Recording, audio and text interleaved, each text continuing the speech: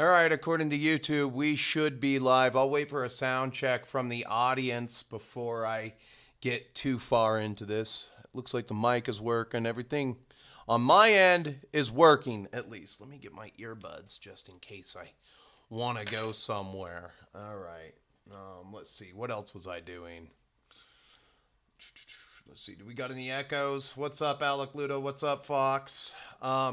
This could be a shorter stream because my dumbass, I calibrated my camera and then I went up and took a shower and left it on. So I'm down to one battery and I don't have the camera running right now. I've got the other battery.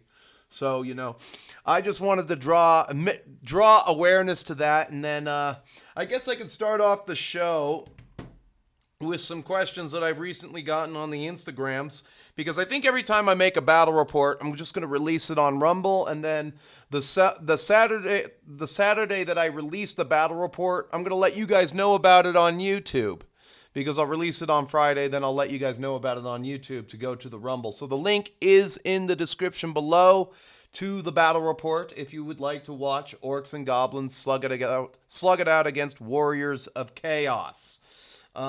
So let's go over to the Instagrams. Well, it doesn't help that I just closed the program, but maybe it does. Okay. So this is from Firstborn Miniatures, I think. I think that's a Firstborn, first_born_fiend minis. And this guy's a pretty good painter. He's a guy that follows me. I follow him. And he asked me the question of, are you going to get into Mantic's epic scale war game? I remember a while back you posted painting up Warlords Civil War dudes. As far as like Mantic's epic scale, like I didn't even know it existed. So let's go over to Mantic and take a look. All right, where's a good place to go? We'll go to this one. I was just shopping around. This is very nice. I think I was going to do my Grail Knights in red and blue like this. Just the Grail Knights because they're special. But I do like the way this looks. I might buy this to study it. But let's see here. And then I was looking for a Dwarf King on a Shields, because that's a thing now, because I have a Dwarf army. Hey, go collector. Let's see here. Google.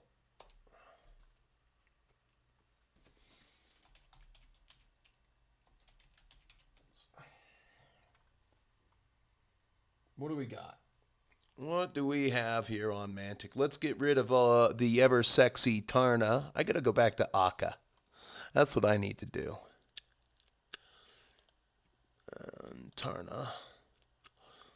Okay, so let's see here. What is this? Is this it? The Chill of Twilight Ambush Player Set? No, that is pretty cool, though.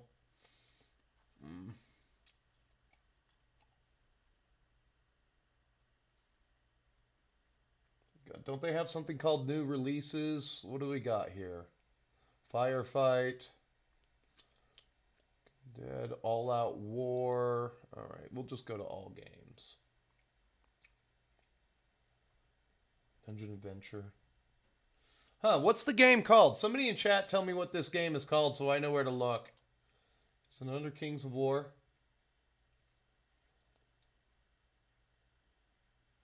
Oh, what's in Last Chance to Buy? Uh-oh, autism's taking over.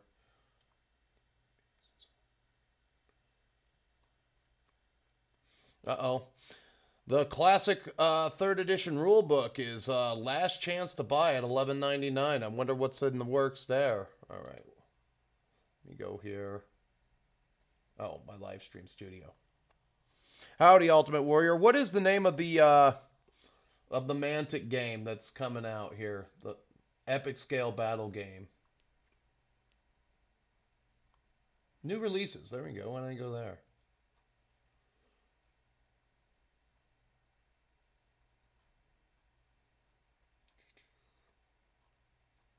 I couldn't tell you.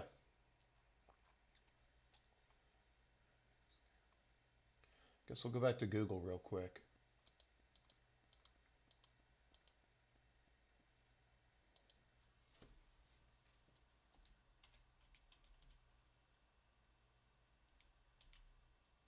What do we got? Oh, here we go. Epic Warpath. Okay. Yeah, no, Warpath, I'm not even interested. I'm sure it's... What do we got? Let's get some images up for this here.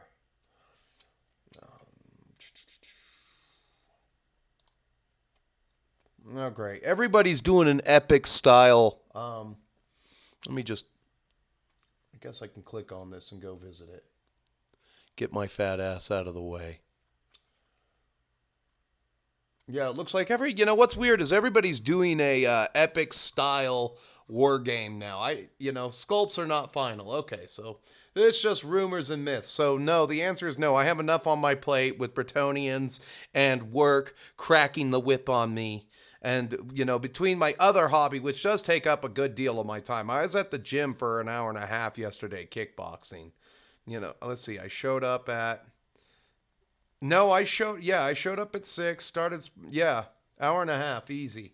So no. Next one, this is a good one. Let's see, where is this message? It's in my likes. This is Tavinder_minis, and he asked me a question. HD, what's your recipe for orc skin? Having a hard time with it. Okay, orc skin is so easy. Green is just one of those colors that's so easy to work with. So my recipe for orc skin. Let's pull up the big camera right here. I just thought this would be fun to talk about real quick. Let's turn on the camera. All right, we'll get rid of display capture.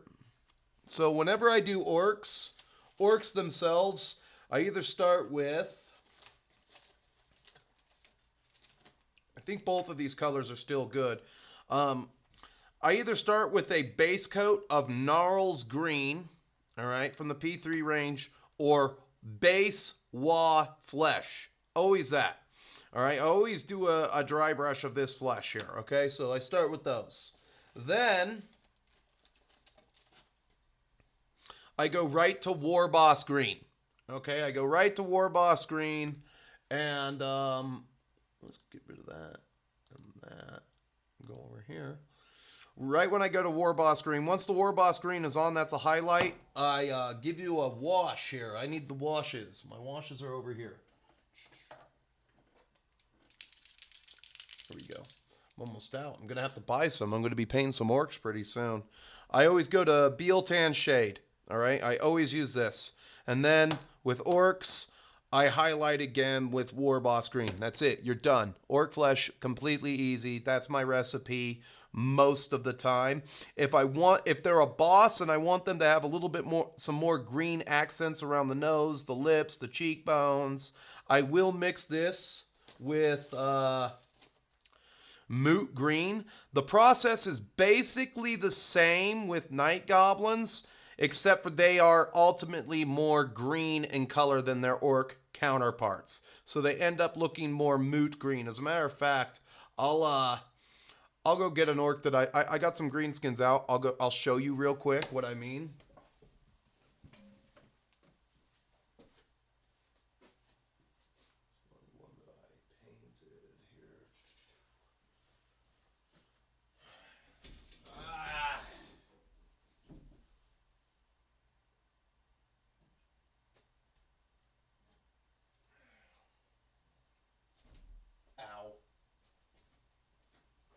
He'll be a good example. He'll be a great example.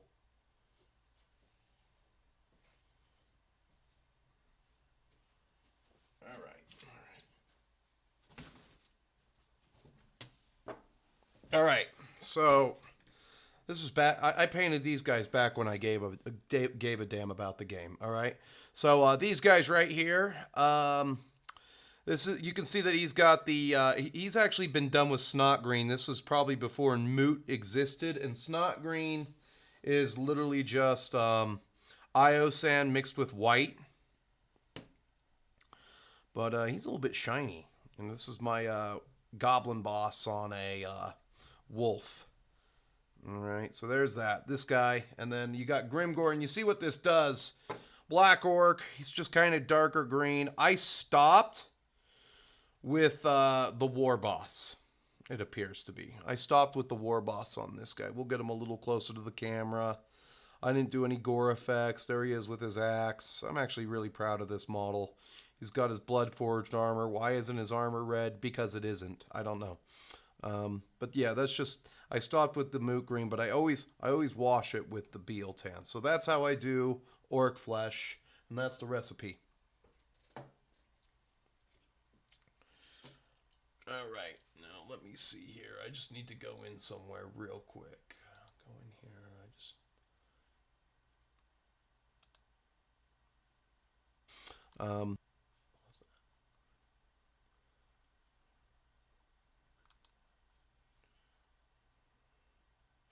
So okay, now that people have come in and everything, what I am going to do is I'm going to discuss the game that I had with Warriors of Chaos. Again, link in the description below. You can find that on Rumble. And that's just, what do you call it? We got the... So Warriors, that's a fun game. I want to personally thank Cornite Care Bear again for coming out and playing a game with me. He's been in the chat a lot. You know, he's one of the top commenters, and also he's a patron, and he lives in the same state I do. Sorry you had to drive down here, and I took up a majority of your Saturday with my enfeebled brain that couldn't play. What's up? Oh, we got good old Von Ketteringham in the house for 5 minutes. I missed that. How are you doing, buddy? How's the UK doing?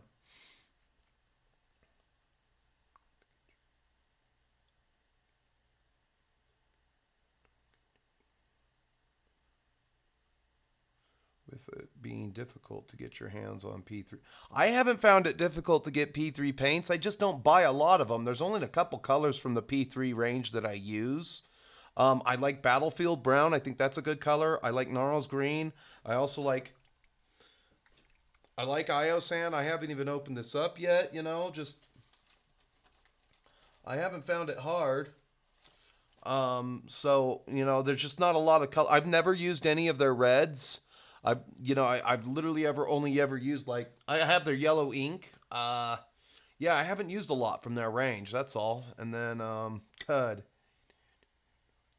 I'm not streaming on Rumble because there is a battle report on Rumble, so I'm raising awareness about the battle report on Rumble. So whenever I release a battle report on Rumble, which is the official home of all my battle reports, you know, because I've been shadow banned enough by YouTube that I'm not going to put the good stuff up here all the time.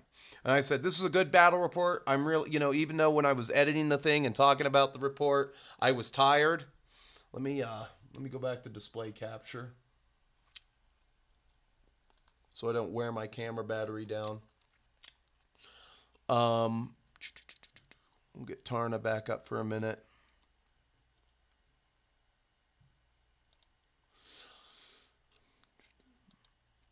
Just whenever I release something, you know, I'll put out a live stream on YouTube. I haven't done the Rumbles. I did the Rumble stream. Let's see when I can't remember when I did the last Rumble stream. I think it was the Saturday before the battle report last week. You know, so amidst all the things that I've got to do, you know, I mean, I gotta manage my time a little better. I have to get into the studio to do more work on Mondays. Usually by the time I'm done with work on Mondays, I'm just tapped for some reason. And then I get my shit together by Wednesday and Thursday, and those are more productive days than Monday or Tuesday, because Tuesday I leave to go kickbox, you know, so I'm not here. And then when I get home, I have to shower and do my thing, or you know, that sort of thing. So I figured I'd just tell people that there's a battle report out on Rumble, link in the description. Go over there, give it some likes, and we'll go from there. And then, let's see here. Let's see. Oh, well, thanks for coming by, CJ. Hope you have a good day at work or whatever you're going to do.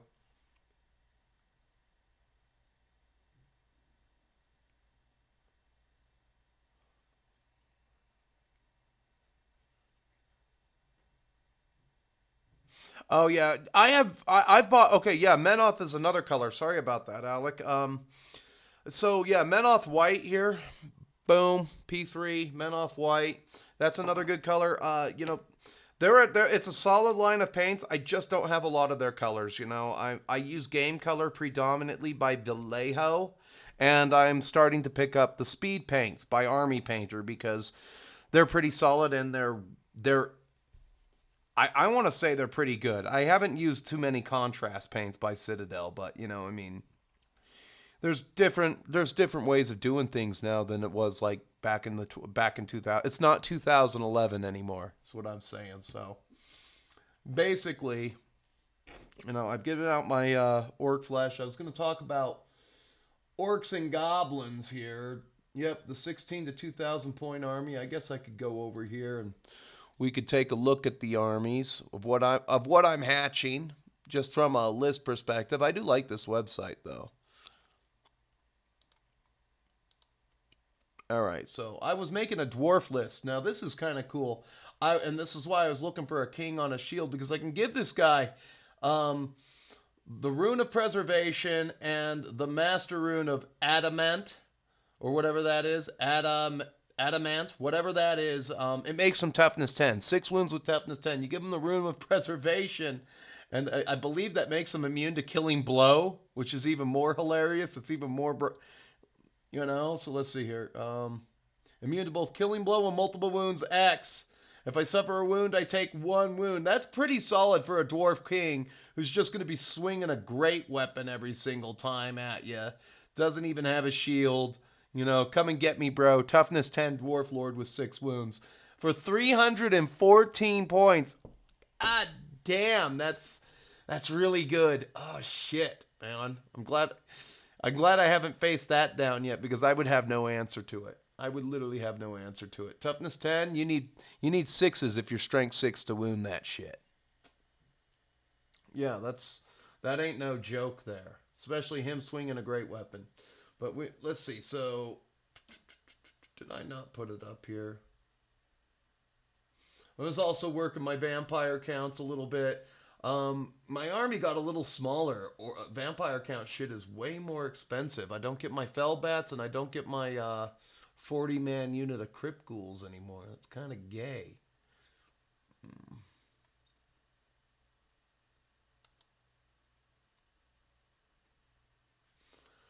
So this is what I've decided on again, you know, and just going forward, you've got the Idol of Mork, the same build, and you know, I don't know how I feel about the 20-man Black Orc mob or the 30-man Biggin squad, because I'm not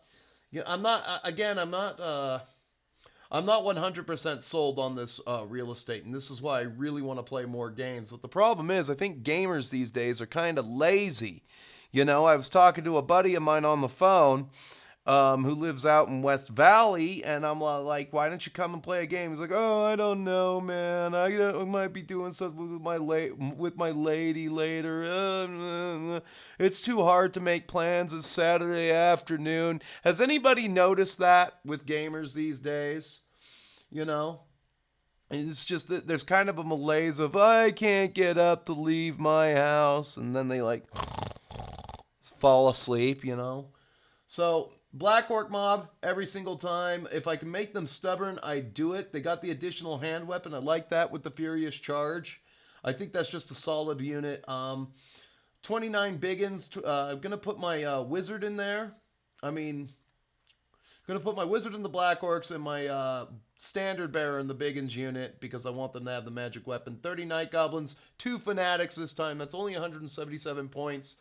And an additional unit of Wolf Riders. Then in rare, I'm bringing the Mangler Squigs, 2 Mangler Squigs. I want to anchor down my flanks even better than I normally did. And these guys, they're a nuisance. If you have shooting or magic, you have to deal with these things.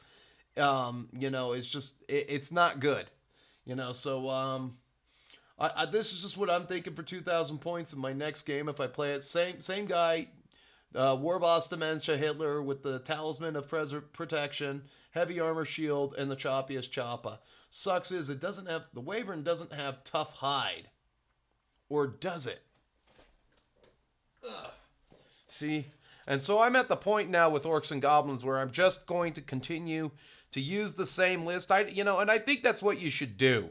You know, I wish my friend, my buddy Anthony would do the same thing. Just don't change your list up too much. Just leave it all the same, and then, you know, I mean, just try to feel it out, you know, because it's like, oh, that game was too close, so I need to go back to the drawing board. And it's like, no, you don't.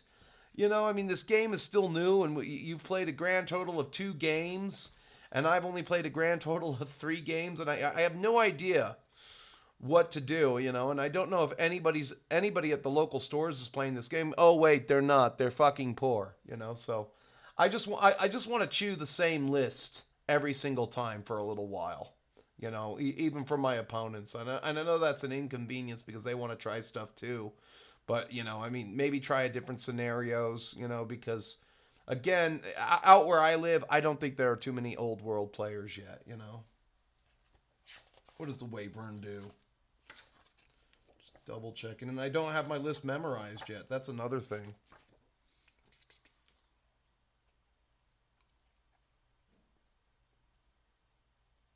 No, it doesn't have the tough hide.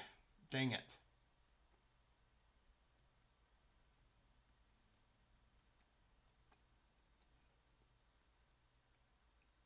I wish it did.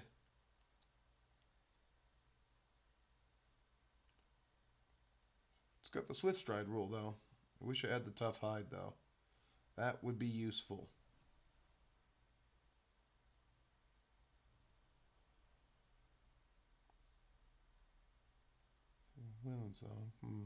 Oh well. So there's that. I do think the War Boss on a Wyvern is a thing. I have another list that I parked out some original. I went back to the well with this one. Did I? I went back to the well with this one. So when I first started Orcs in 7th edition, I did a Black Orc War Boss, which was literally Grimgor. It was an army centered around Grimgor Ironhide.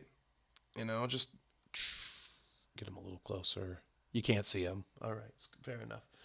And so it was a Black Orc War Boss, 1 level 2 Shaman, a Black Orc BSB. Those were my 3 characters. I got a little bit more points now. I could do the level 3 Lord choice. Mob of just regular Orcs with additional hand weapons and light armor, but I can make them big ones. 19 Black Orcs, and then 10 orcs with bows, 10 orcs with bows, another 18 black orcs, a boar chariot, and then 2 giants. That was everything that I started with in 7th edition when I did my very first orc army. And so I was going to go around with that. And the cool thing is these guys can skirmish now, so I can have them out there in front of my guys doing their thing, you know. So that I really want to try this list. I don't know how it'll stack up, though. And giants, I like them, but they're kind of random. It kind of sucks how random they are. I don't know if taking 2... I think taking 2 Mangler Squigs would be better. The only problem I have with Boar Chariots is they're 90 points. They're 90 points apiece, you know? So let me go back to chat and see if anybody's added to the conversation here. Bam. All right. I have got to move that. All right. We'll move that. Where can this move? This can actually move over there. This can actually be moved over there. These are... I find that the paintbrushes are continuously getting in the way of when I'm, like, editing shit and stuff. You know? Bam. All right. Let me give you something to look at here. All right.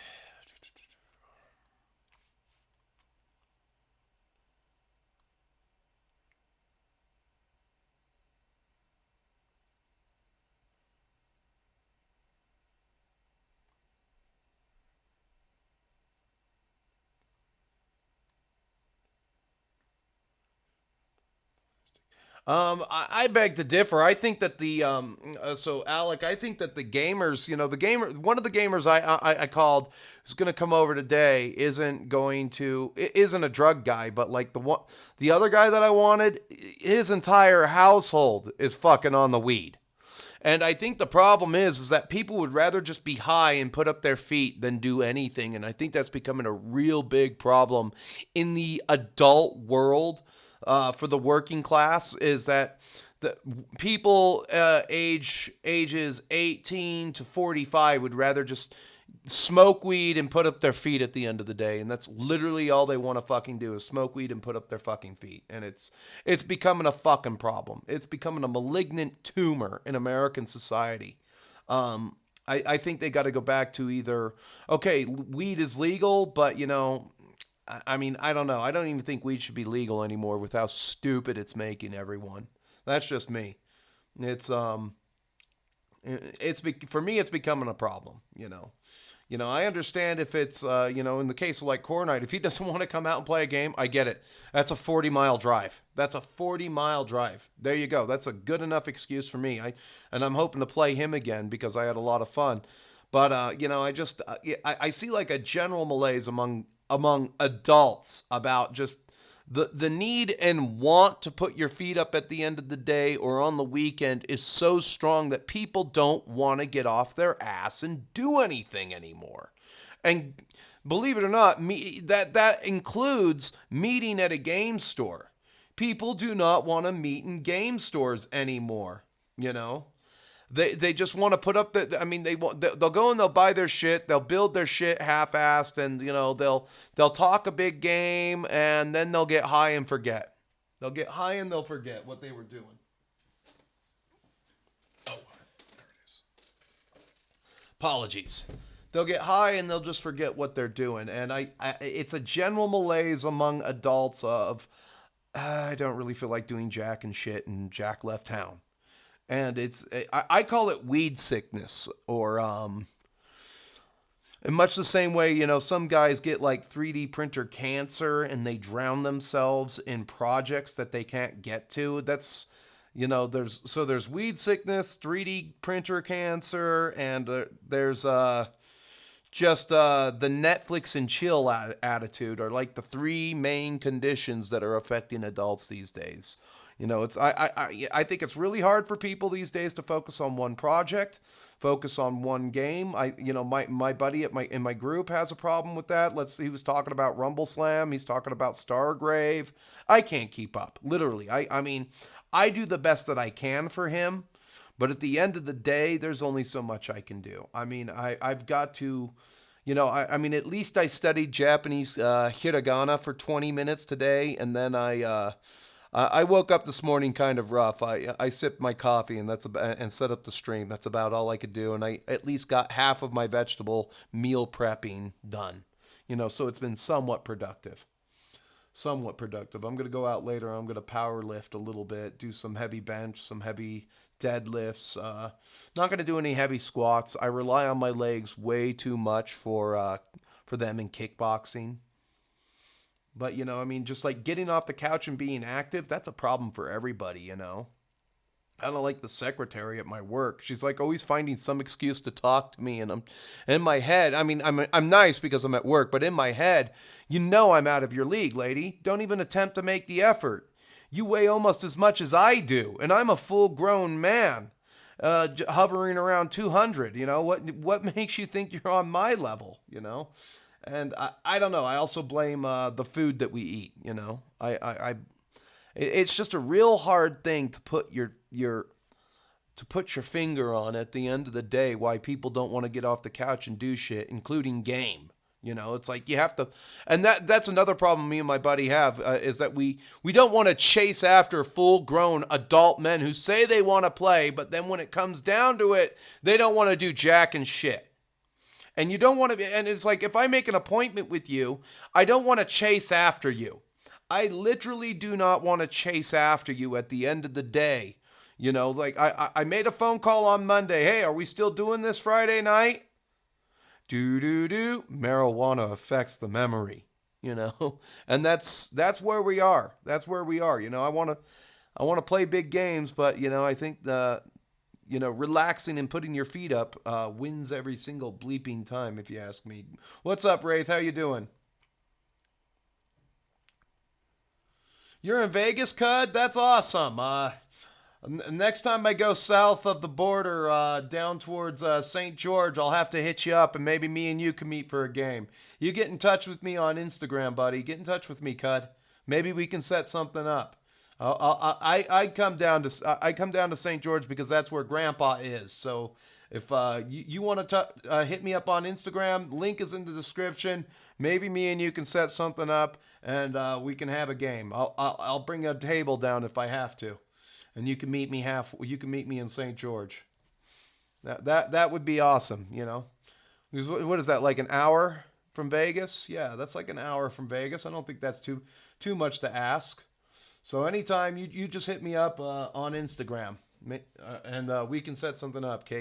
Cud, KUD, or is it? Yeah, it's Cud. I wonder if that is that a play on Chud, like in the movie. All right.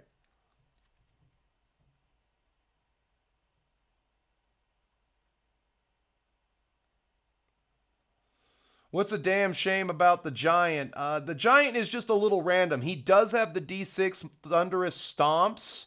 It's just that if he's stomping another behemoth, and that's kind of why you bring them. They're kind of a threat on each flank, you know. So I'm thinking I got that wall of biggins. That's the anvil. They're gonna sit there for a turn, and with leadership 9 to lead them with the reroll. You know, the worst thing that'll happen is that I roll 10 twice in a row. But if I roll 9, you know, or below, I can back off and set up flank charges with the giants. If I get a good thing with a giant here, is let's see here, best result. I'm hoping for belly flop.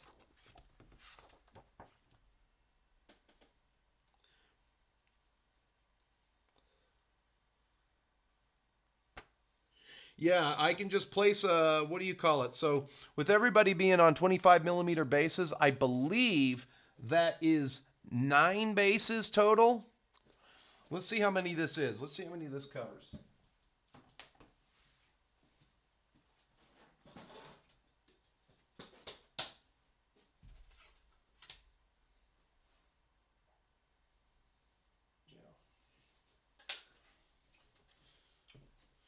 So yeah, that's not a joke. If I roll up a belly flop, if with everybody being on 25 millimeter bases, that's 9 people that are touched, and that's a strength 6 AP2 hit to every single one of them, which is the best result. And if I do 30 millimeter, the maximum I get is 9 again. So you know that's pretty good there. I get 9 guys. 3-inch blast template.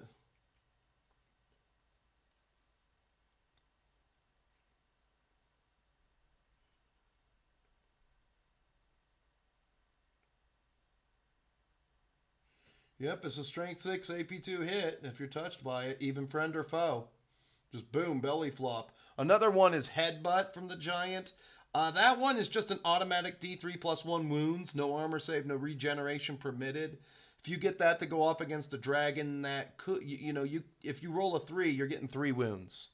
If you roll the average on 1, if you roll a 3, you're getting 3 wounds, and that's nothing to shake a stick at. Mighty Swing is probably the most likely, but the problem with Mighty Swing is it's D6 plus 1 attacks and your weapon skill 3. That's the one that requires weapon skill 3.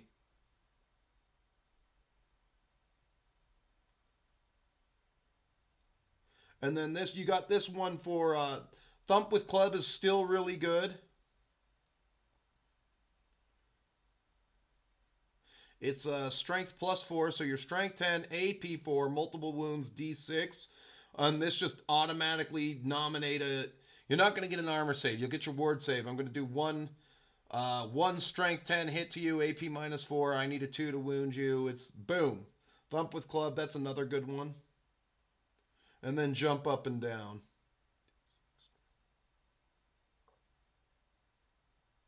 And that's no armor saves permitted. So it varies, and that's why you bring 2, because you got to make up for the randomness of the giant and everything.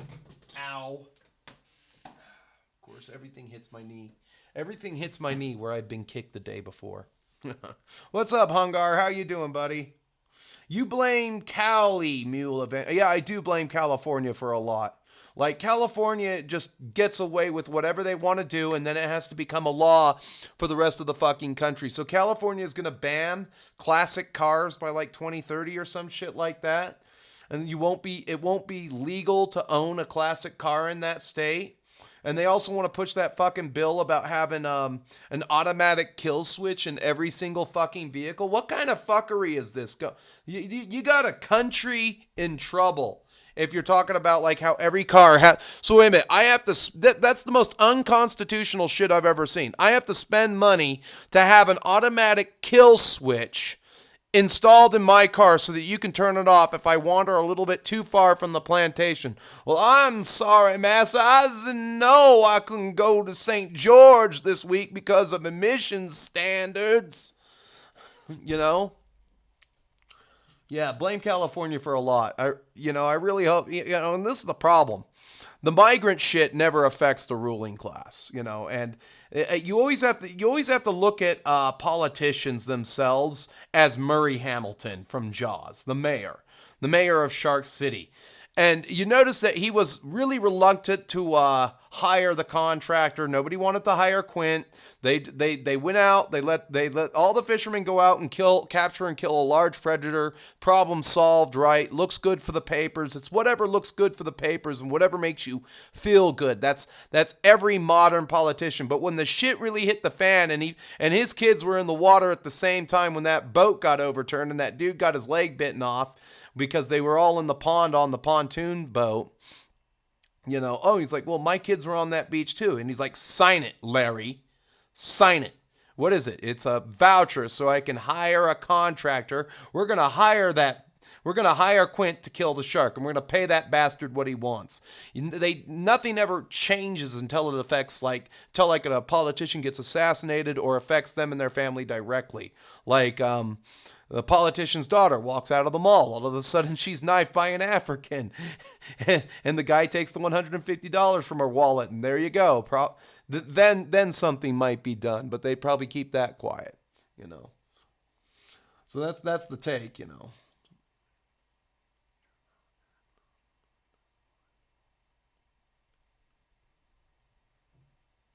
Well, I'm glad you quit the weed. I mean, there's a time and a place for it. I mean, I remember when I ate some edibles on the weekend it became legal in Oregon. I was on vacation that weekend. On the weekend it became legal. I had some edibles and I slept for 12 hours. There you go. There you go. That's okay But, I mean, even the whole marijuana thing is even becoming a problem amongst the seniors. My mom's fucking high half the time now because her shoulder hurts, and that's not good because she keeps burning herself in the kitchen. If she accidentally falls on a knife on the kitchen because she's high, who's going to make the spaghetti? Who's going to make the spaghetti? Who's going to make the roasts and carry the lasagnas and stuff the mushrooms? What the hell? With hamburger and cheese and bacon the way I like it. Who's going to cook for me? This is because the marijuana is the devil. There you go.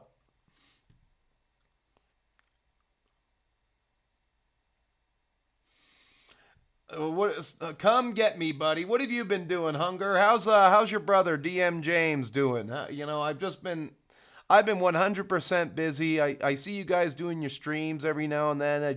I'm not in my truck as much as I used to. I'm usually, when you guys are streaming, I come back from chaining down a machine and you guys have ended and there's nothing I can do. So I can't even say hi anymore. Video games is another problem. I don't even have time for video games. I haven't fired this thing up in months. My Super Nintendo right here. I haven't pulled a game off a Mega Man still in it when I was on a Mega Man kick. I haven't fired up the Super Nintendo in months. I haven't fired up the Dreamcast or the Genesis in months. I should get another console, but what's the point? I mean, should I get a TV room with a couple of games and stream video games? I was thinking about firing up Myth 2 again, but that never happened. So just give me a minute here. We're probably into our next subject, discussing the rules. Now, does anybody understand pages 154 to 161 on the Old World Rule Book? Does anybody understand how that works? My squirrel brain is just going crashing. It's just crashing. And I've been trying to wrap my head around it.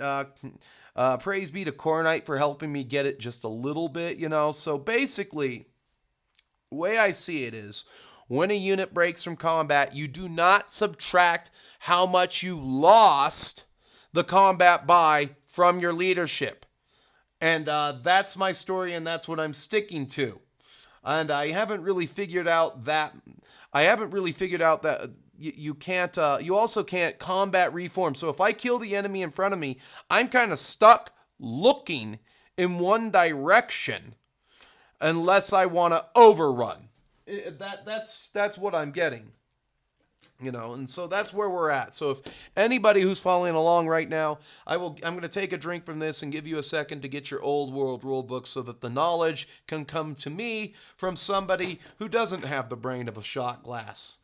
Because it's empty. It's empty, and I'm waiting for you to pour a gallon of knowledge on me right now. Which doesn't sound right either. Uh-oh, I lost my I need these. Uh-oh, I don't have fingernails. I clipped my fingernails. Now I can't pick them up. Hold on. I need these decimals. There we go. Ooh.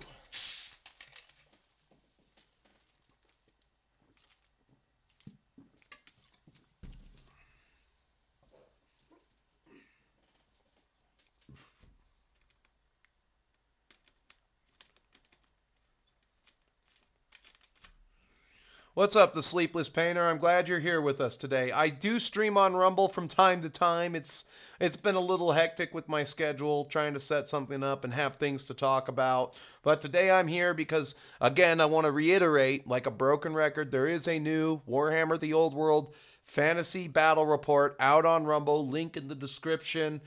Go over there, give the video a like. One Rumble like is worth 5 YouTube likes, and then once a little bit of time has passed, I will release the battle report on YouTube.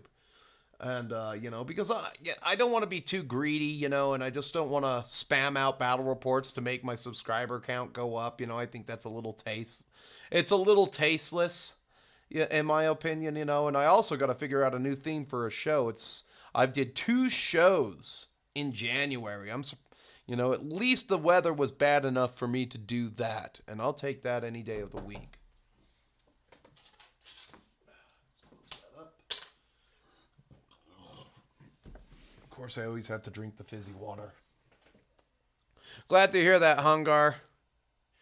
I know. I know. I need to get you guys on the show. I miss all you guys. Shadow, Weird. You guys are all just so fun to watch every now and then. You crazy Gen Xers. You're all crazy. You're all crazy.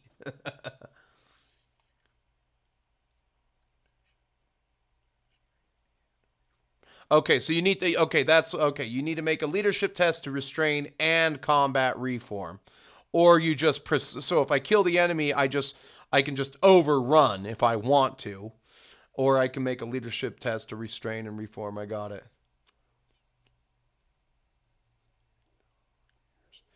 And the leadership it works like dog years. What do you mean by that? Let's see here. I guess I can pin that. Message there. Message pinned. Boom. Don't know what that does on my end, but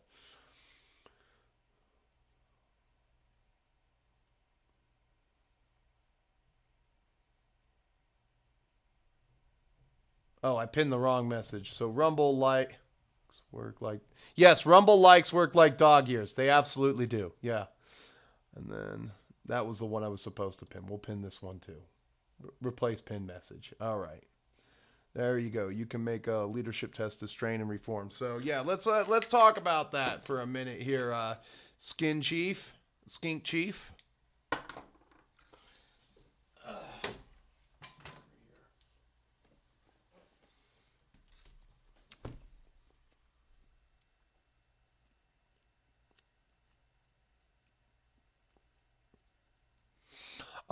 Just the algorithm on, I will say this about Rumble. I do get a lot more natural traffic then I get a lot more natural traffic on Rumble for a live stream than just as much natural traffic than I would for a YouTube stream. So algorithmically, it's more laxed over there. It's still not a platform where where hobbyists are putting out copious amounts of material, and I get it. It's hard to keep track of two channels and everything. I've just decided to just focus on Rumble a little bit and give all my Prime releases to Rumble, and then, come out with some meat for the patrons, of course. Like, they get the Holy Diver show earlier. They're supposed to get the show early, but usually, the last two shows were like time sensitive shows, and I had to get them out. That's explained on 156. Okay, I'm gonna open up my book now. We can violate copyright, and then like Canada passed some kind of weird law that you're not allowed to like use hate speech on the internet, and I'm like, screw you, Justin Trudeau, your government, your mom, come get me. Send the Royal Canadian Mounted Police. I think if you just give me a retired Hulk Hogan, we can defeat the entire Canadian police force. I think that's hilarious. Like the shit that's going down these days. Oh, no hate speech on the internet. Okay, let's do this. Bam.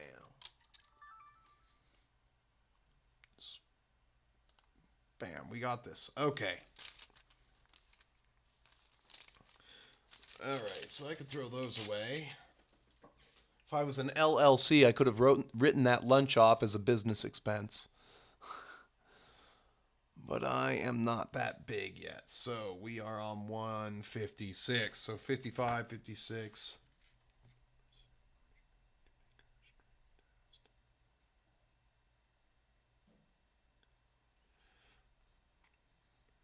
Overrun. Completely destroys the enemy.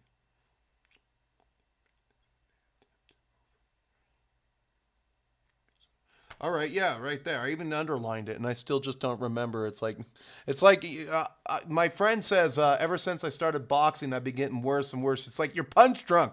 You can't remember anything. And you know what my answer to that was? Well, I'm like, everybody knows that boxing, faith in God, and Mike Tyson's got the toe jams, and that's why he bites. And he's like, what you just said makes no sense. That's how Evander Holyfield talks, because he's punch drunk. That's how, watch Evander Holyfield in his interviews. Everyone knows that faith in God, boxing, that's just how he is. So okay, so let's see, we got Skink Chief.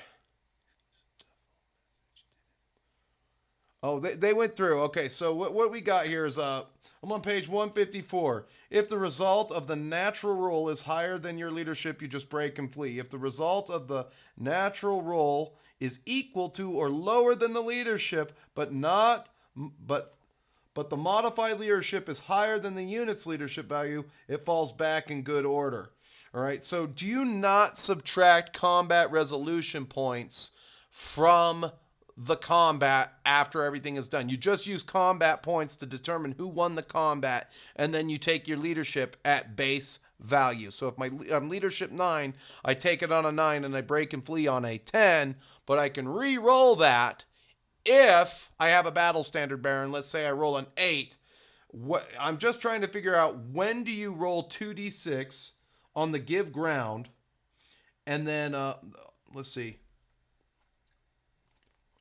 Loser gives ground. Moving directly.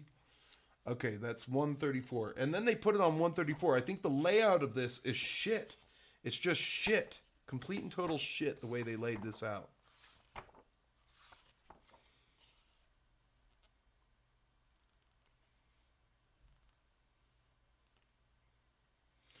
So, okay, when do you fall back in good order? You roll 2d6 and you discard the lowest result. Discard either if they're the same. When do you do that? And then if you're charged again, you automatically rally and you fight another round of combat. When does that occur? What's up, Nice Games? I got to check out your Samurai pretty soon here, Nice Games. As a matter of fact, let's see here. Hold on. While I wait for some responses to come in.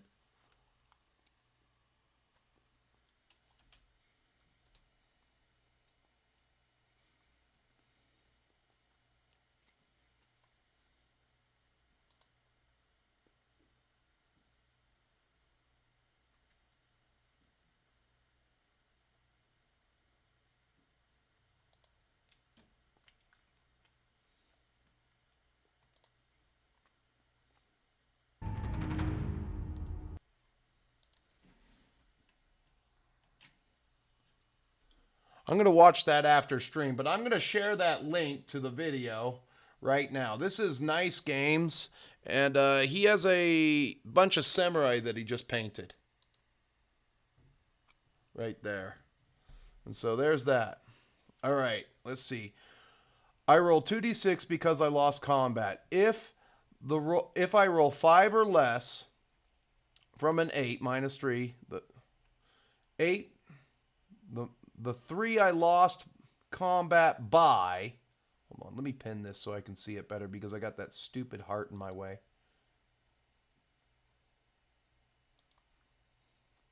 Okay. 8 minus 3. I lost combat by. Then give ground. Give ground 2 inches. Your boys can follow up, but will not count as having charged me.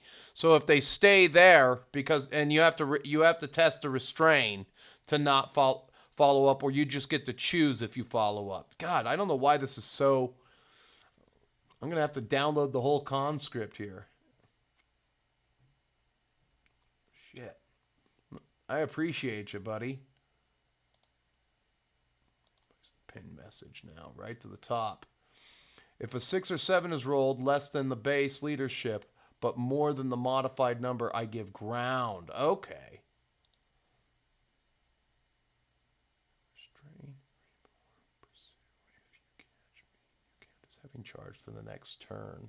And if I catch you, I count as having charged for the next turn. So, yeah, it's kind of a little bit more forgiving. Uh-oh. Of course, it's a spam risk. Let's put that on silent.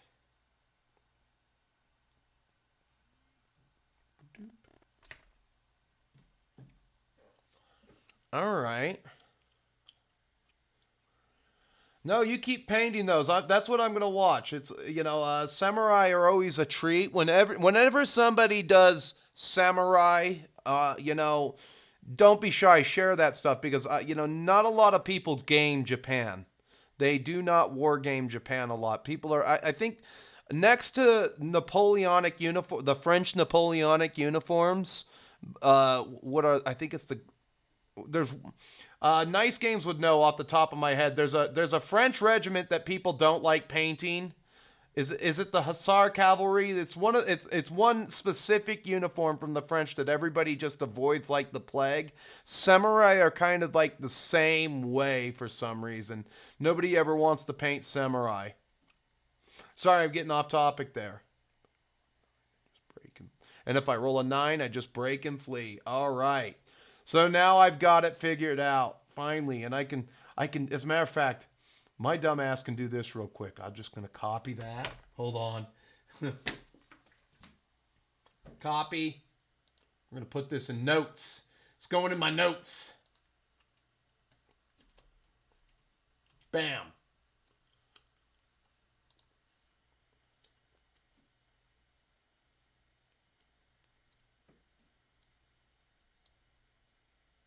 Going in my notes. Everything you're giving me, Skink Chief, is going in my notes. Oh, whoops. Come on.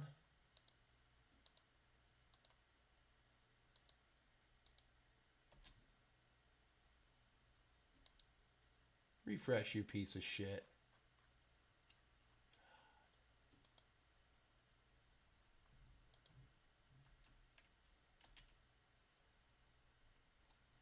I guess I have to pin the comment to do that.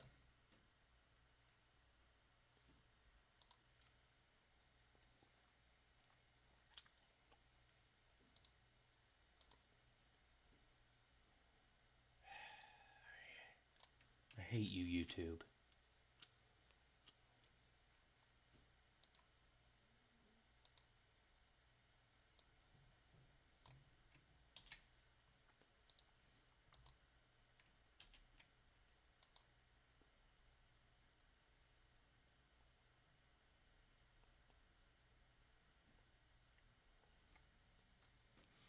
So one last question. You never actually, so the 8 minus the 3 I lost combat by, you never actually just break though.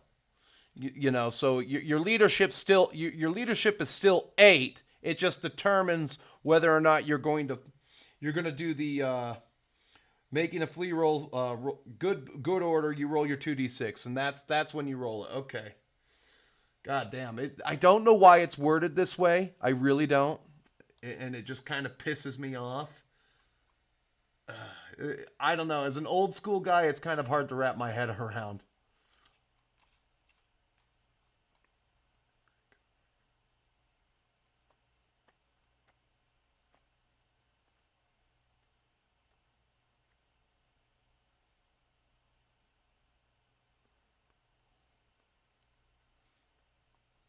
So let's pin this one up here.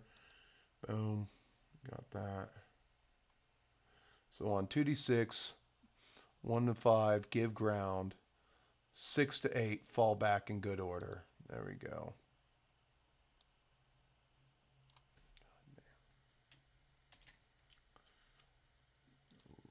Lay on me a gallon of knowledge here.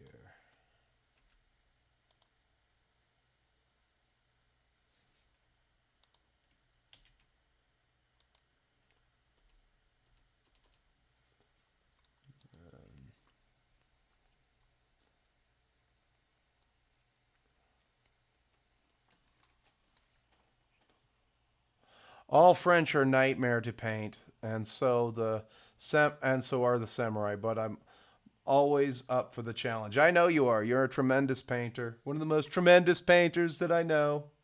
Aren't you from the Netherlands? I know you're from somewhere in Europe. I just don't know where. I think you're from the Netherlands, but I could be wrong.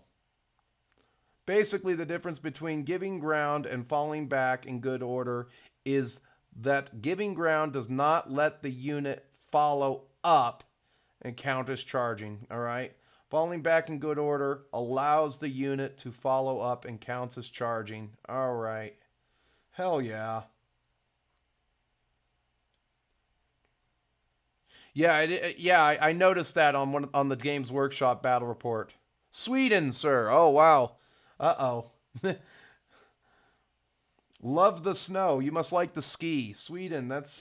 What part of Sweden? What is that? Gothenburg? That's a big city. I'm just gonna pull Gothenburg out my ass. Are you from Gothenburg? Hey, wait a minute. But you know what? I don't. Here's what's funny is that how many people off the street, like in those Kimmel interviews, could they just interview name a city in Sweden? I'm like, they'd probably all say like Oslo, which is the capital of Norway. Whereas, and I know Gothenburg isn't the capital, but maybe it'll come to me, later on. Stockholm, that's the capital. Stockholm, Sweden. There you go. There's the Stockholm Act for some reason. Hell yeah. Good old Sweden. All right. Oh, you should do an episode if that museum is near you. That's the one place on Earth where they have an intact Spanish galleon ship or something like that. What ship is that? Now I'm just jumping all over with the topic matter today. But, I think I get it now on the leadership thing. That's awesome. Thank you, Skink Chief, and thank you, the Sleepless Painter. We can talk about Sweden, but, I think it's, now that I'm an hour in, I had better get some miniature painting done, and do that for 40 minutes before giving everyone the hard goodbye. All right, so we got our Pegasus Knight, all right? This is what they look like when they're done, all right? So this is the second unit of Pegasus Knights, and I'm going for the opposite color scheme.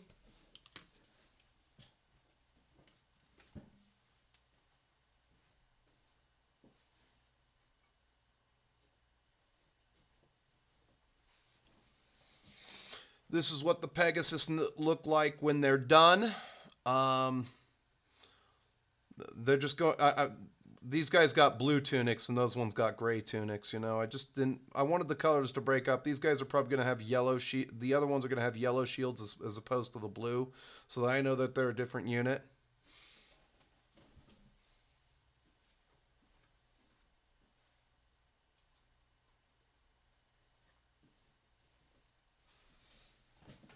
So the first thing I should do before I do metallics is yeah, let's get out our next colors that we're going to use.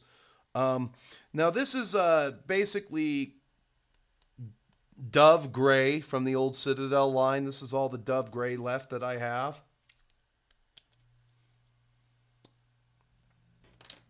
And we're going to dry brush the wings. Now, I did everything up in Overlord Gray for all the flesh. Now, the actual flesh of the horse is going to... So for the feathers, I'm just using this... It can either be Dove Gray or what do you call it? Urathon Gray. This is a little too wet to dry brush with, so you'll have to use the other one. But as you can see, that the colors are really similar. And we're just going to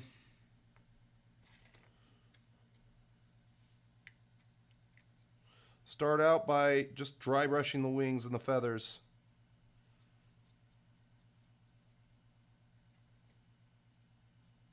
As we are here, boom, as one is to do. So you want to kind of get all the feathers done because it's kind of a messy thing that you do here. I know that there's a gap there. I actually fucked up on building some of these. Fuck. There was the one that this is the one I think I glued the wing on backwards by accident, and I'm all looking at it. Why does that look funny?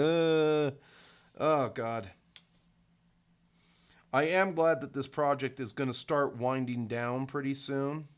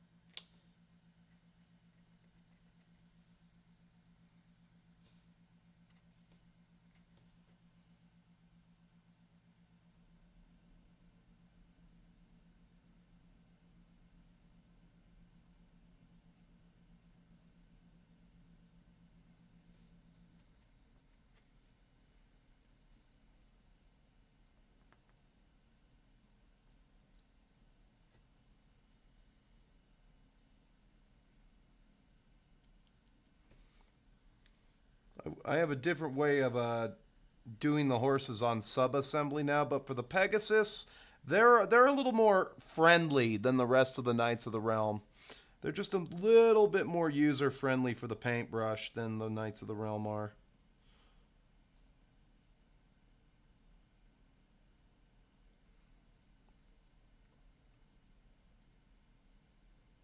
And you can see what that does to the feathers. Keep this out.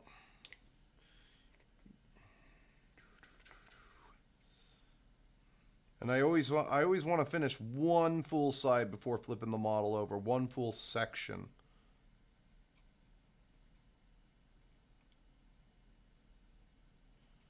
And you can just rub this on.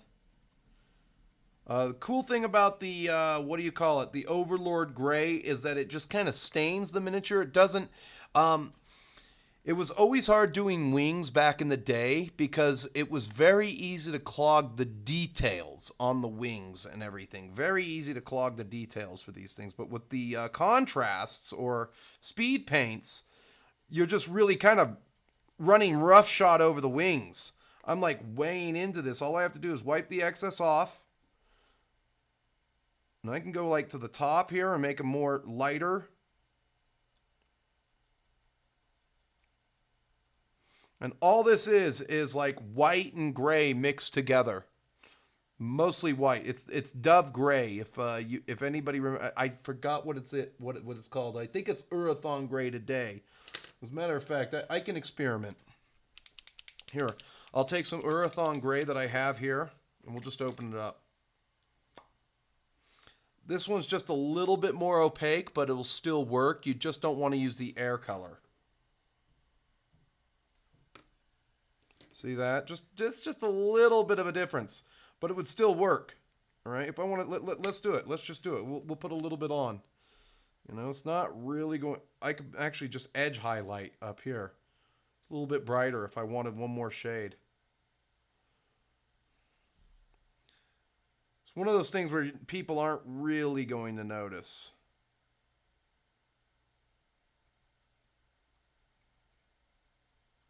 Bam. One complete wing. I like that.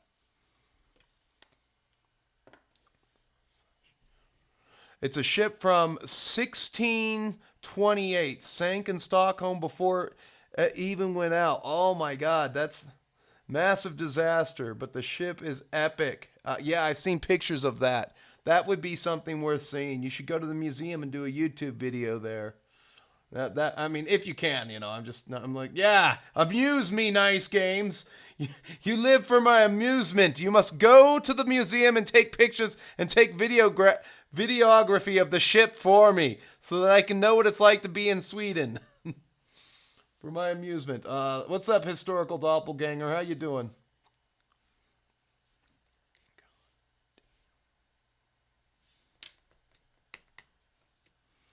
So we're switching sides here. And again, like, you just kind of want to touch it. Boom, boom, boom. This is the messy part of the figure.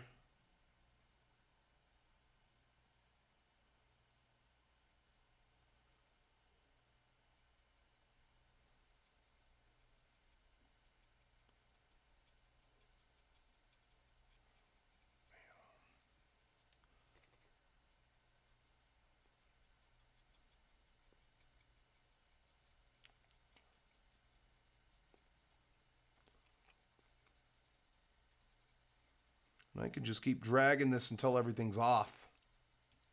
And you see what that does, you know, just little edge highlights. It's going to be thicker in different places.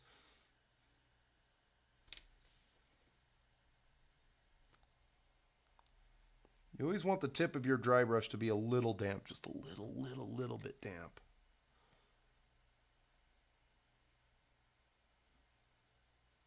Just a little damp sometimes. This kind of work. And then you rub one out on it. Ah.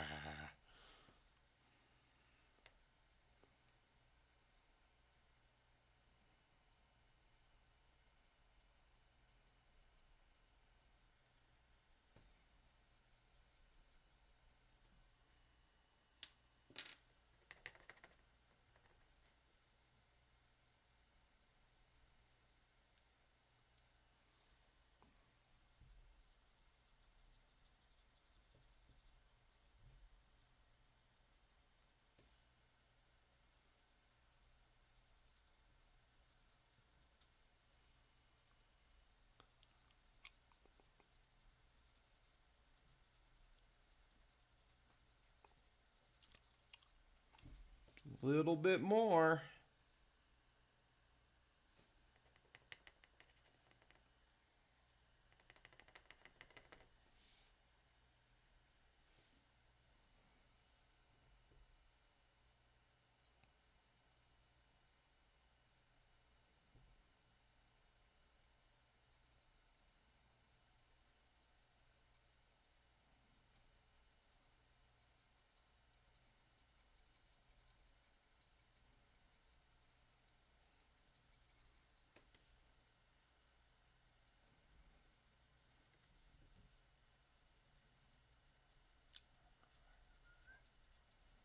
There we go. There we go. All right, and that's how I do the feathers, the tail, and everything for the... Oh, God, of course I squoze it a little too hard there, but that's okay. We didn't squeeze it too hard. I don't like painting these guys to a certain extent because of just how they are, but it's easy enough.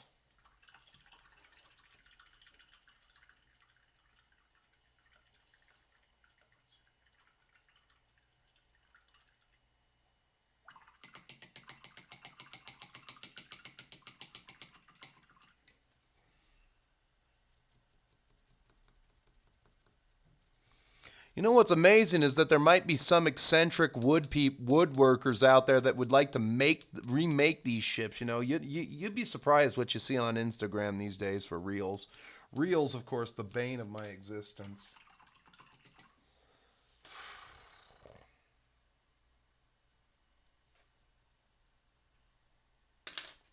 Now, before I get to metallics, I'm going to want to take Satchel Brown, or, which is a really good contrast, and I'm just going to do all the leather straps on the Pegasus. You want to give your paints a good shake. That's what we do in the UK.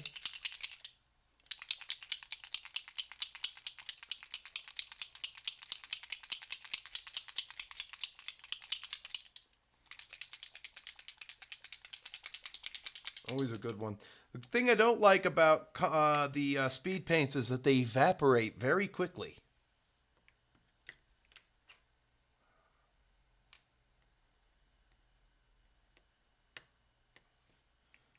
Do 6 drops. That'll be enough to keep it from evaporating. Ah.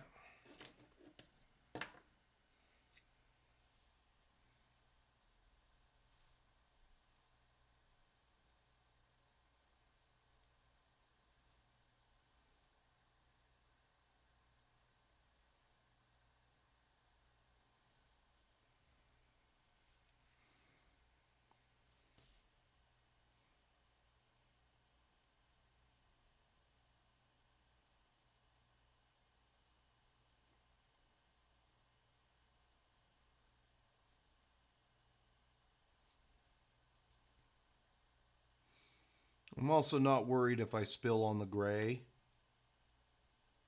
and I'll show you why in a minute.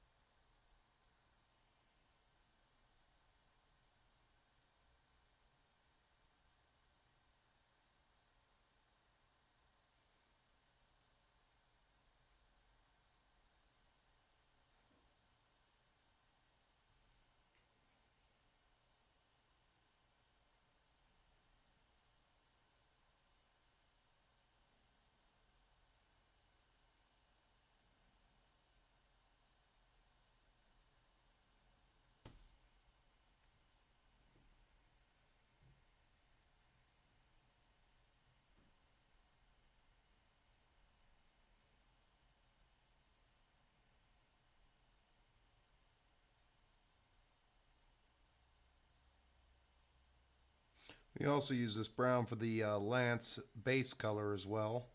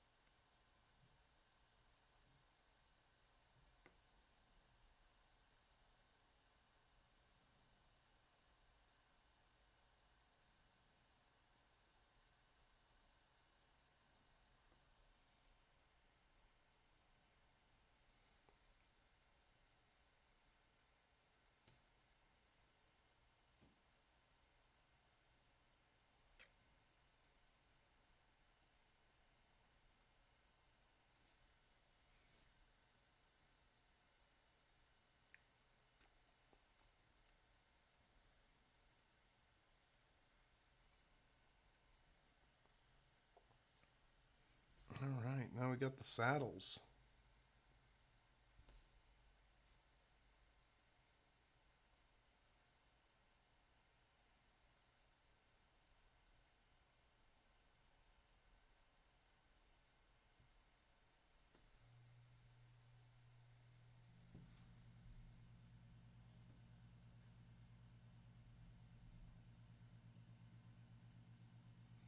But the models are 20 years old. They're decades old. I don't like the decades old model. I have autism. It costs 256 pounds. This model's kick ass. I don't know what the hell those fucking autards are talking about.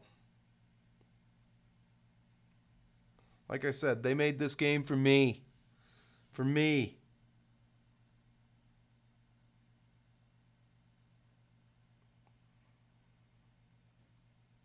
All right. We still got a little bit out. Don't want to waste too much of it, so we're gonna start this guy a little bit here. I haven't glued these guys on yet. I don't know if I will.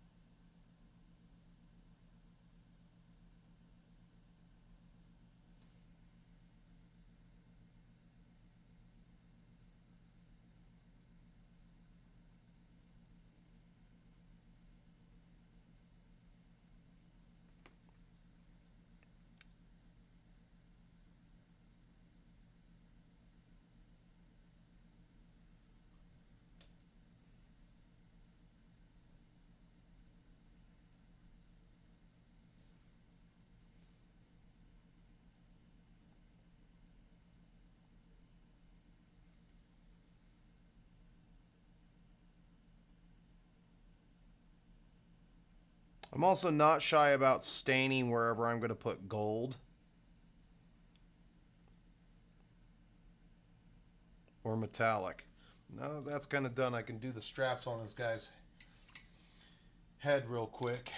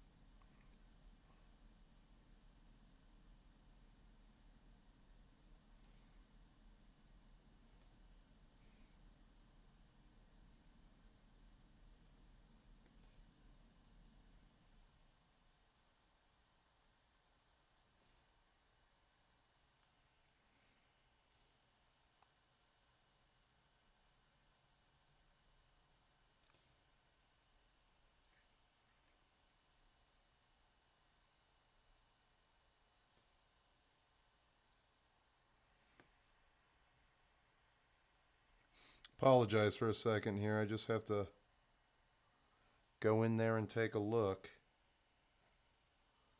It's not like all of this is guaranteed.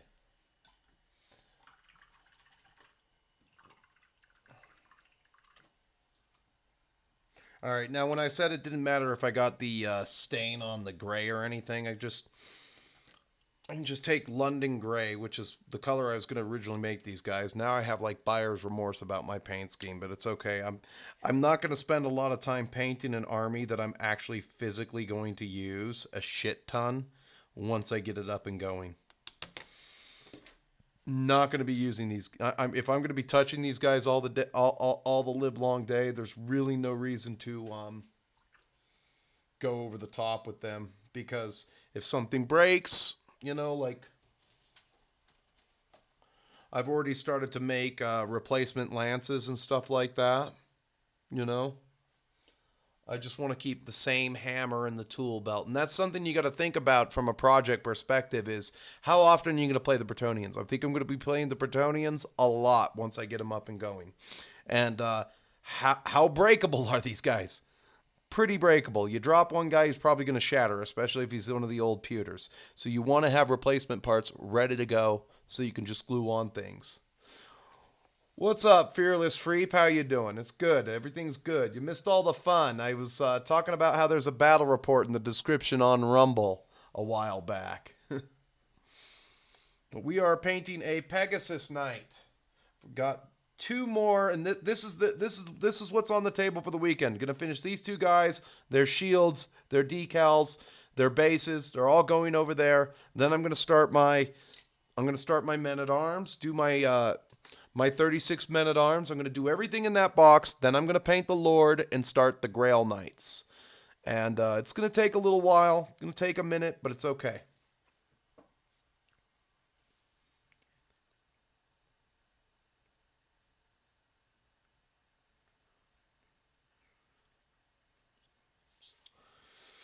For Nagash with some custom sculpts. I don't know. I'd have to see. Avatar of Cain. Hold on. I don't even know.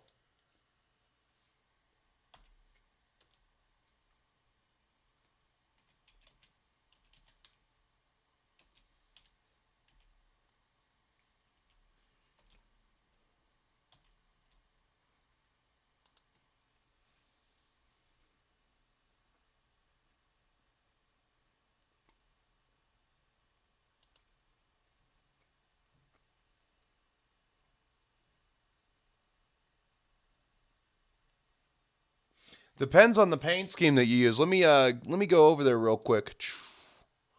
We'll cut that out. Oh. Yeah, we'll cut me out for a second. That's a pretty cool paint scheme. I can see this as like an undead god.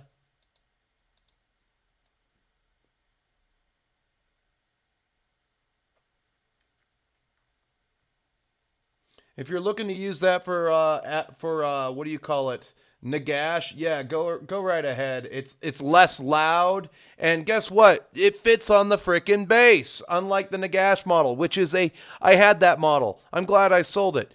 That model. Good hell, dude. Good hell. I mean, that model is just like, why can't they just make a guy on foot walking around like I'm the Gash? No, he's got to be floating on ghost shit and everything. He's got to have ghosts floating off of him. Let's see here. What's the Nagash model look like?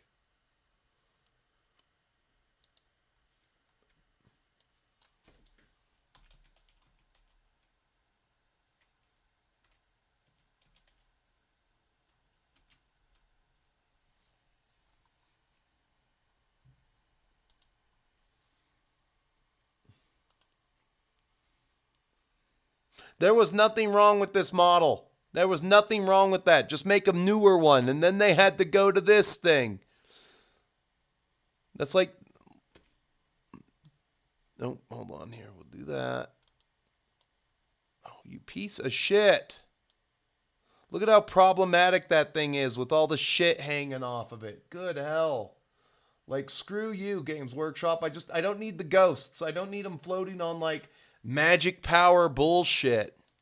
God damn. Nightmare to build, nightmare to transport, like you. Yeah, use the Avatar of Cain. That's called a hack.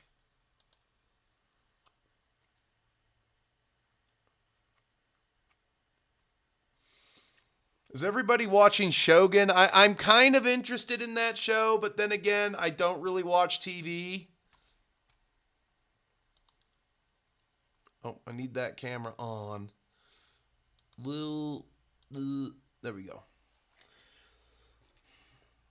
I kind of want to watch that show, but then I don't watch. Then again, I don't watch TV, and I got my. Yep, need a little bit of water.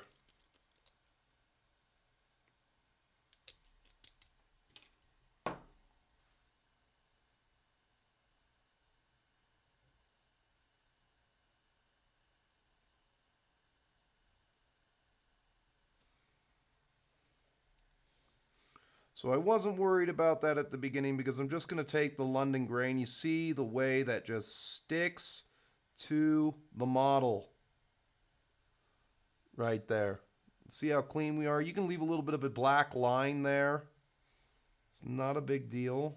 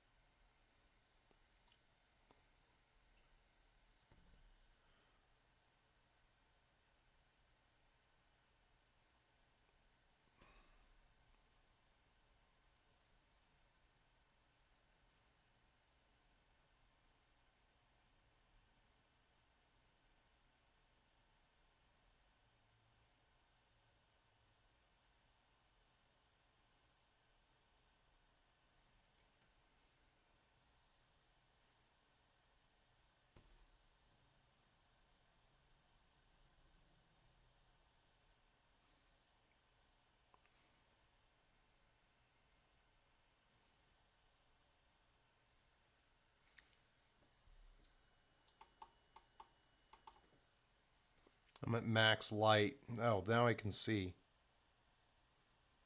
I think I have to be at max light. Now everybody sees how pale I am in real life. Got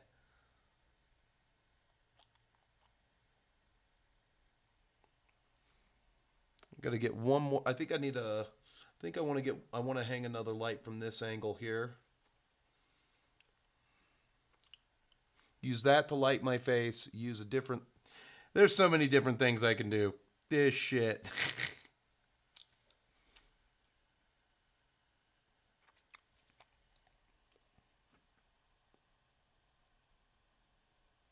Bam.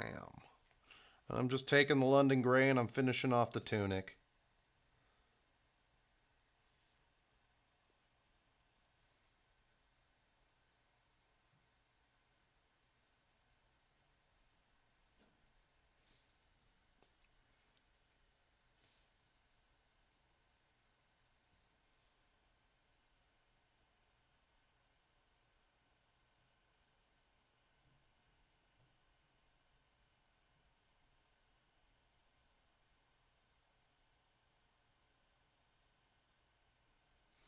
Best part about the contrasts or the speed paints is you don't need a lot of paint to cover to basically do your second coat. You just do a little bit of a wet brush and you're done.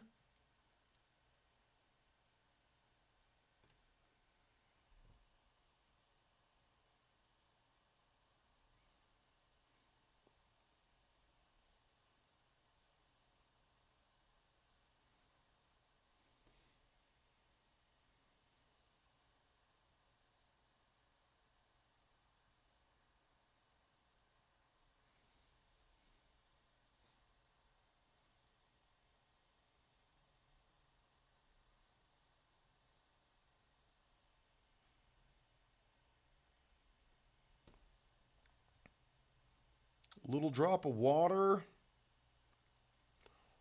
Just nice and easy.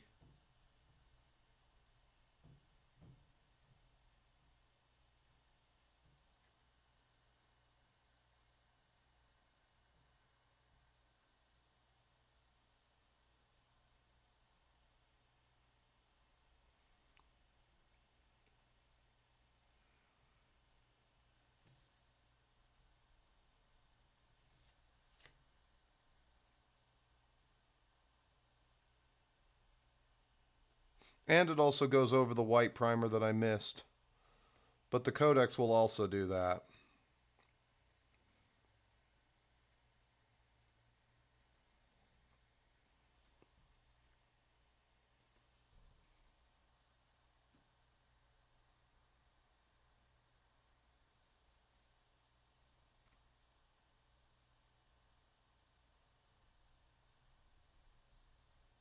Boom. Start to make them look like a knight.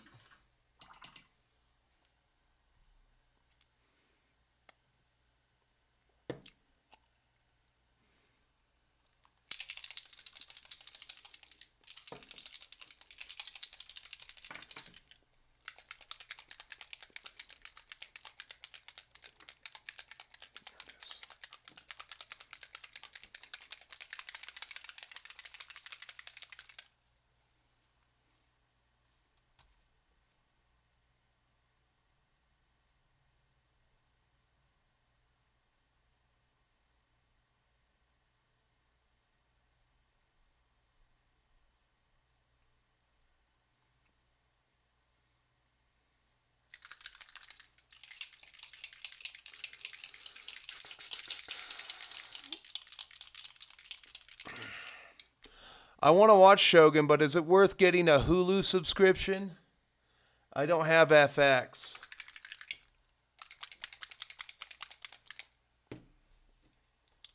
Now, one thing I've noticed about the peachy flesh is that it does not like big areas. It's really more or less a stain, and I'm going to show you what I mean. It only likes little areas. This is not like big areas. And I was going to do his face, so that's why I've got my dwarf out, but I'm going to demonstrate this real quick.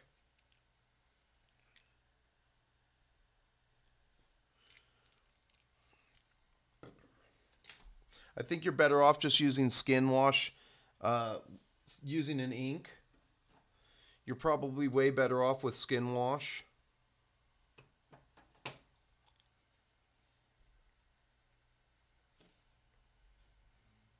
But if you just drown the face in flesh, drown the hands, drown the wood too.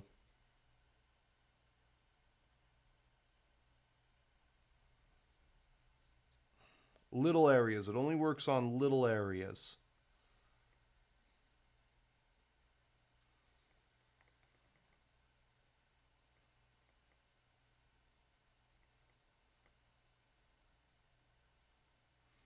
All right. Put that there for a minute. Let's get this guy out. Use up the rest of it. He's a baldy.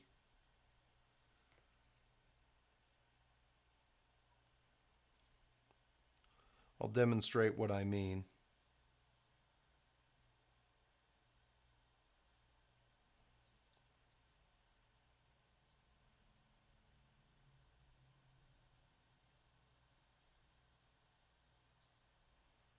He's wearing one glove. Uh-oh. That wasn't a good idea to do that.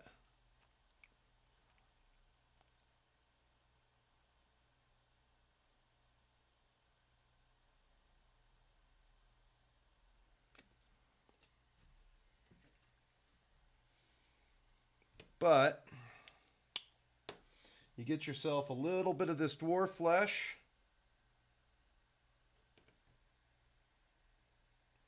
While your brush is still wet. And you can just do his face real quick. Just highlight it. See what that does to the face? Probably not.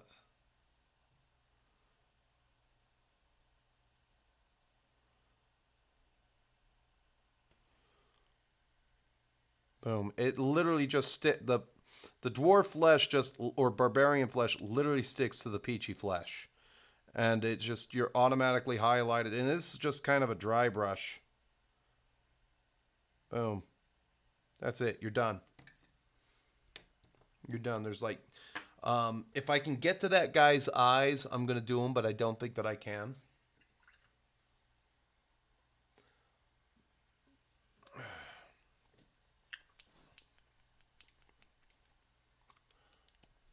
Gonna do his hair real quick.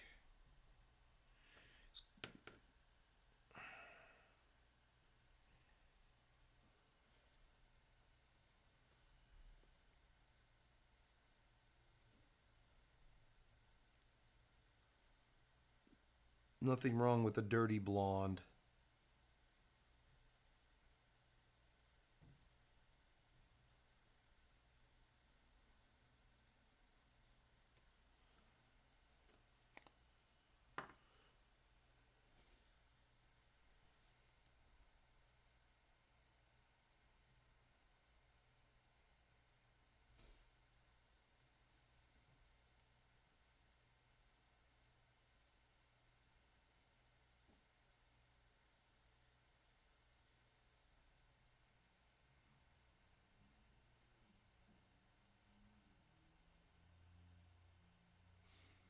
All right, so we got a dirty blonde color. That's just Xandri dust.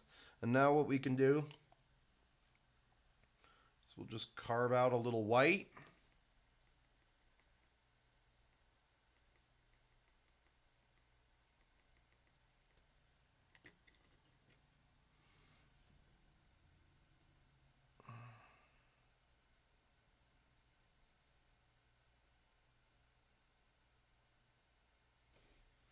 Maybe just a little bit more white. I don't want them to be too toe-headed.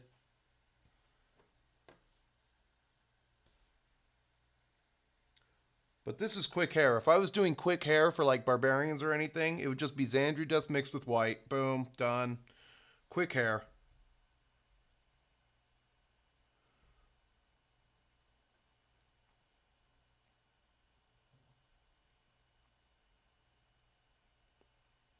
And then you can just wash it with a little bit of the strong tone.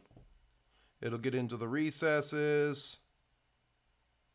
Bam.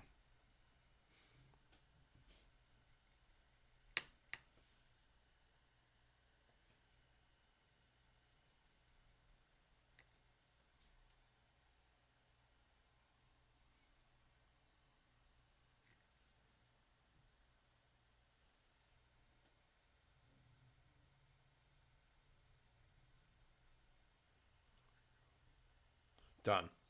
All right, moving on. You could actually do this for wings as well. This would be a really good color to make wings.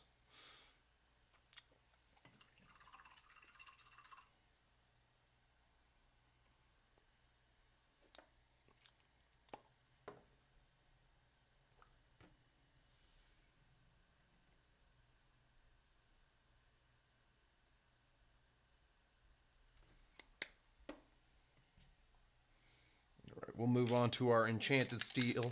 Now, the one problem that I have with enchanted steel, the one big problem that I have with any of the metallic, with any of these metallics, is that they evaporate really fucking quickly. Like, you got to use it. You just once you get it out, you're committed. You're committed. If you take you can't even take a phone call. You can't look away once you get it out. All right, it's on the palette. Boom. We're going to put it right there in case we need more. Going to get our brush. And we're in commitment mode now.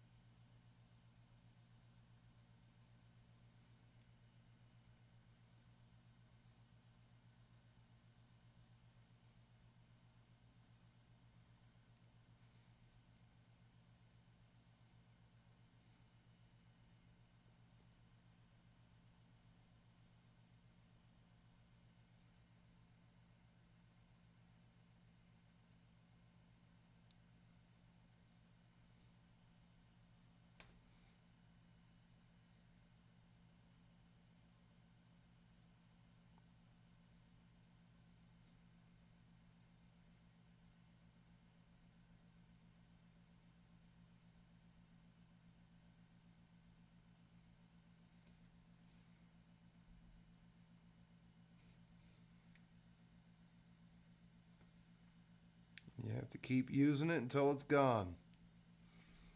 Mm-hmm.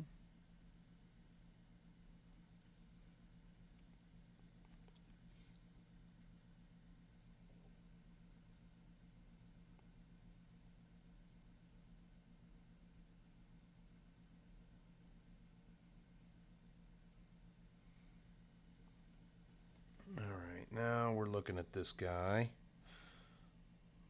I want to make sure that we don't get any on his face.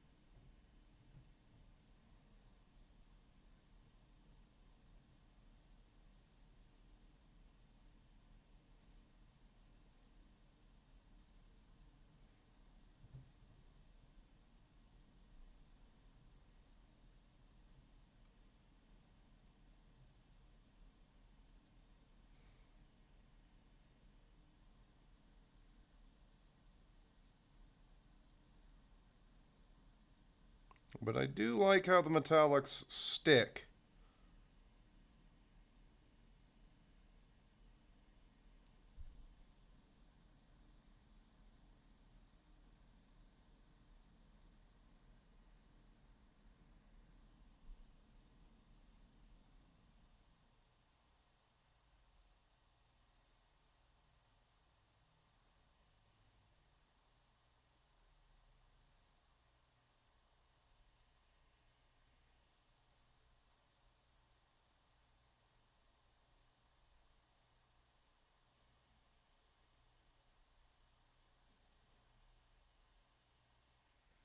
See what I mean? It just evaporated on me. It's gone. I have to get more out. I didn't use it up. It evaporated. There was a lot there.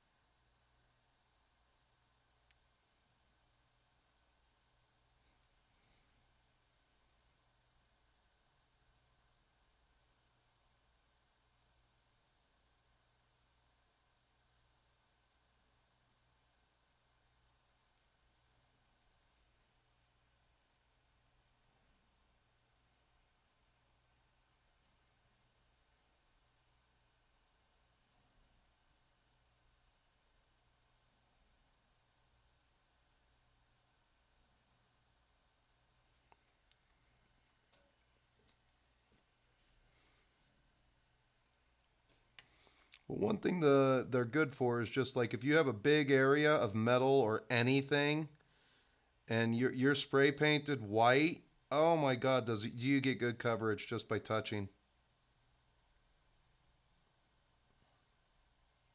Bam, coverage.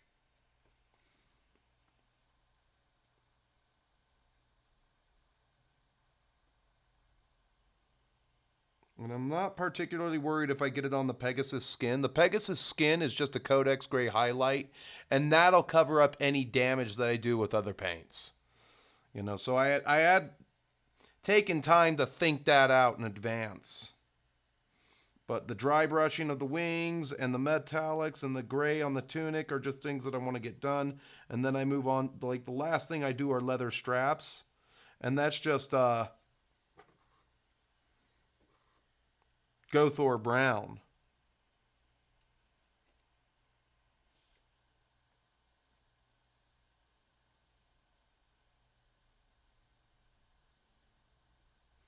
And then there's the highlighting of the metal, which is just bolt gun metal. It's just gun metal.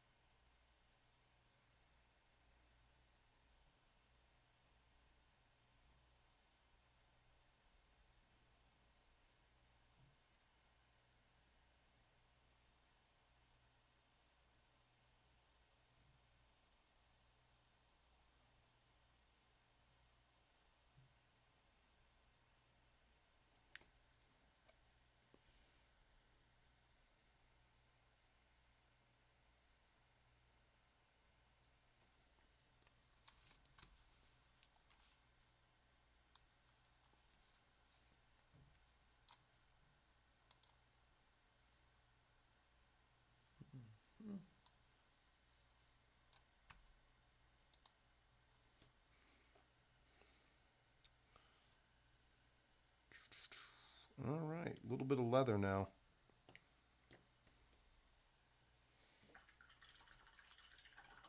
Well, while I'm thinking about it, I'll get out my gunmetal.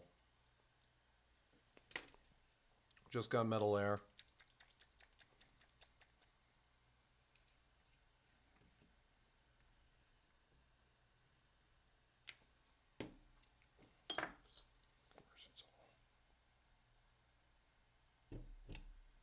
Ew! It exploded on me. Slightly.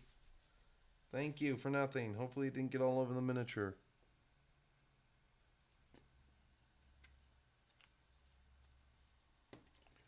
We're just going to hurry up and do these little shields real quick.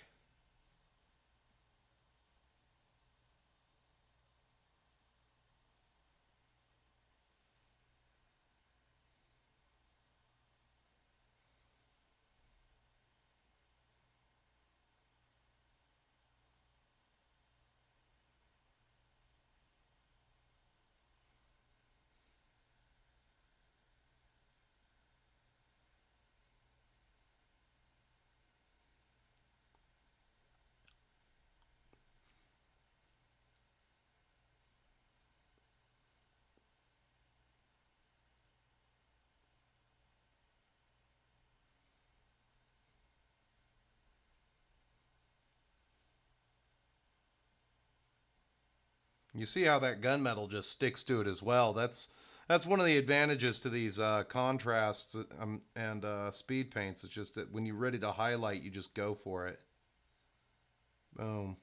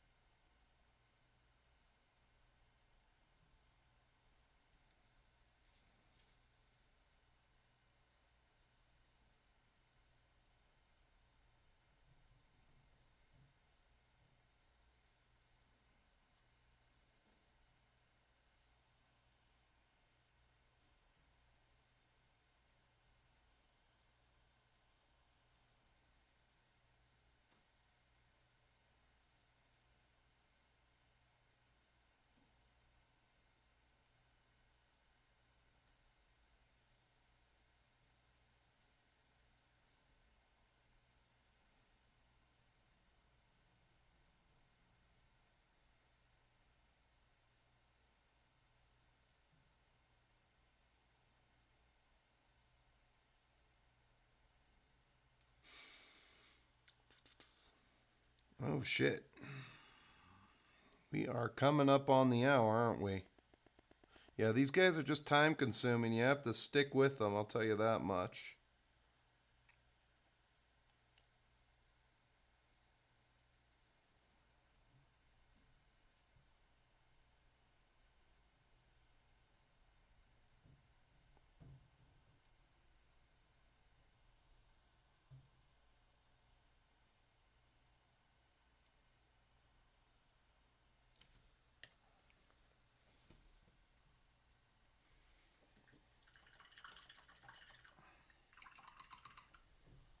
Well, I don't want to waste all that good metal, so what I'll do is I'll get my dry brush out.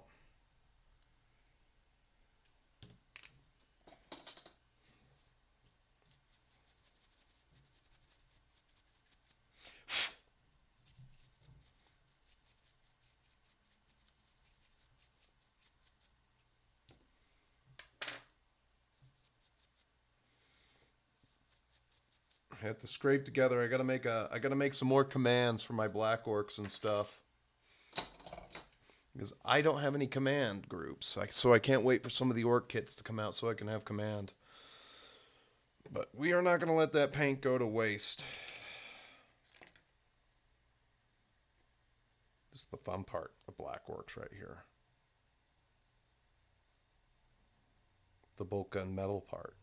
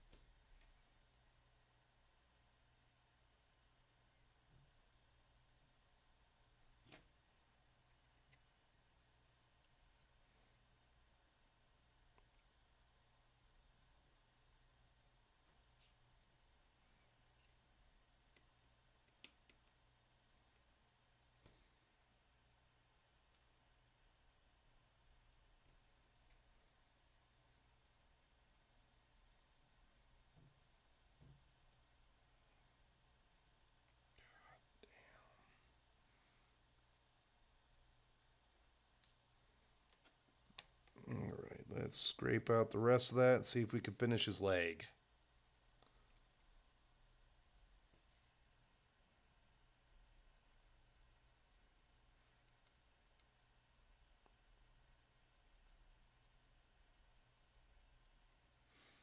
Well, there we go. We didn't waste too much paint today. We got a little bit of work done.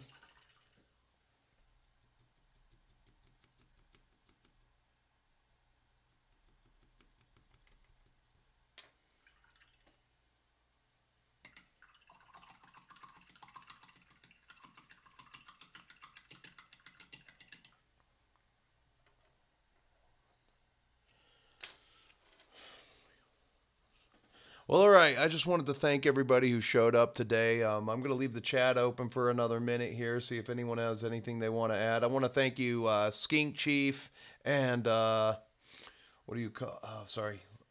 Was it Fearless Freep? No, it's one more guy. He's got the same color icon though.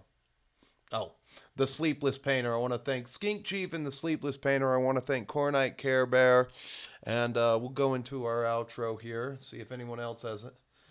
Anything else to add? No. You guys were talking of old school pistols and everything. Have a good one, Alec Luda. Sorry I didn't see that soon enough. You kind of, the autism takes over and you start, looking at things and everything. Anyway, I'll take us out on a high note. As usual, Angry Nerd would like to thank John K, Andrew C, Lady Quickblood, 35 Moonbad, Babas D, Craig B, Jimmy M, Drac Wizza, James C, Macy J, Tipsy Thomas, James B, Wolick, Michael W, Christian M, Cornite Care Bear, King Assault, Soul Blighter, Tippers After Dark, Prince.net, and Celtic Miniatures, not to mention Randy the Axeman. Thanks for showing up today.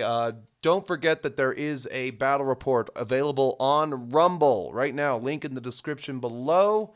You can check that out on Rumble. Please go over there. If you want to get in touch with me, Instagram DMs are a good way to get in touch with me, or commenting on Instagram. Of course, if you do leave a comment in the comments below, I will do my best to answer any of your questions, your painting tips, or whatever. But in case I don't see you, keep painting, keep playing, and stay metal, my friends, and we'll see you in the next one. Yo, thank you. You have a good one. See you in the next stream.